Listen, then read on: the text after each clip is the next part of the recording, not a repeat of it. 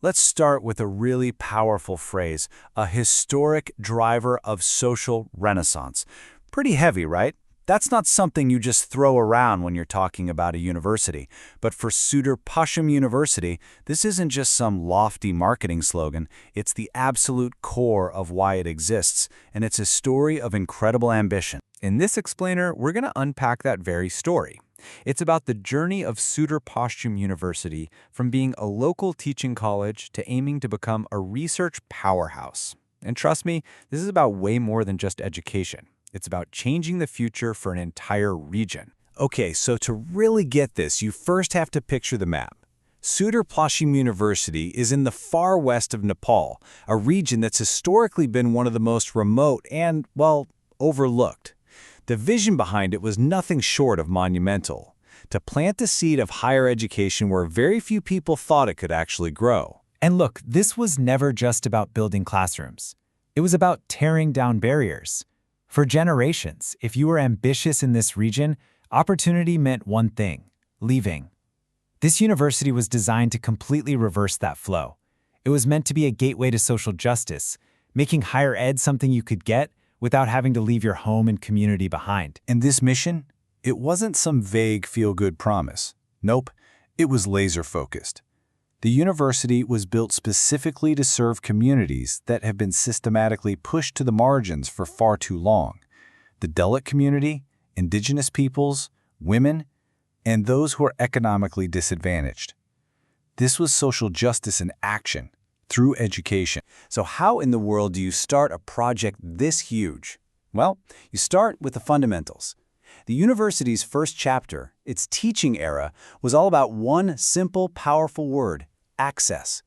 The goal was just to open the doors and make a university degree a real, tangible possibility for thousands of people for the very first time. And access didn't just mean one or two basic degrees either. No way. From the very beginning, this university offered a massive range of programs. I mean, everything from humanities and law to engineering and agriculture. The whole idea was to give students real, meaningful choices right there in their own region. That variety was a direct attack on a massive problem: brain drain. For decades, the region's brightest people had to pack up and leave to get a quality education. And guess what? Most of them never came back. So by providing that quality locally, the university wanted to keep that talent right where it was needed most. But, just providing access, that was only step one. The university's leadership had a much bigger ambition. And this brings us to the real heart of its transformation, the pivot from simply teaching knowledge to actively creating it. This is a fundamental change in identity. A teaching university is great at passing down what we already know. But a research university, it has a totally different mission: to generate brand new ideas, to make new discoveries. Sudurpaschim made the incredibly bold decision to become a research university, a leap that would completely redefine its purpose. And this wasn't just some abstract goal on a PowerPoint slide. They built a concrete roadmap. It began with creating serious platforms for scholarship, like peer-reviewed journals. Then they invested in their own people, training faculty to become real researchers. That led to building bridges with partners across Nepal and even around the world. And then they brought it all full circle, funneling that cutting-edge research right back into their own classrooms. And get this, we're starting to see really surprising proof that this new identity is taking hold. In what's a remarkable reversal of that old brain drain problem, the university is now attracting international students. The fact that students from Bangladesh are actually choosing to enroll here, that tells you it's becoming more than just a local institution. It's becoming a regional magnet for education. Of course, a transformation on this scale is never going to be a smooth ride. To truly understand this story, we have to look honestly at the gap between the ambition and the reality. The successes versus the challenges. On one hand, the wins are tangible. They're real. Student pass rates are improving. The faculty is putting out more research than ever. But on the other hand, the hurdles are stubborn. Persistent political interference is a huge obstacle.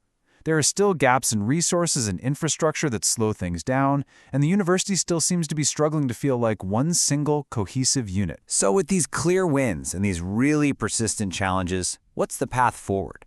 What's it going to take for Sudurpaschim to close that gap and actually become the national leader it wants to be? Well, it seems to come down to a few critical things. First, it needs true independence, free from political pressure, with leaders chosen for their merit, not their connections. That has to be backed up by sustained investment in everything from labs to libraries. And ultimately, success is going to require an unwavering commitment from everyone involved: the faculty, the students, and the entire community. You know, if there's one big takeaway from Sudurpaschim's journey, it's this: meaningful progress is never a clean, straight line. It's a constant and often pretty messy effort. It just goes to show that building something truly transformative requires this relentless dedication, especially when you face setbacks. Which leaves us with one last, really powerful question. We started with this idea of a social renaissance. So, can a university, born in one of a nation's most remote corners, truly overcome all these hurdles and become a model for the entire country? The journey of Sudurpaschim so far suggests the answer might just be yes.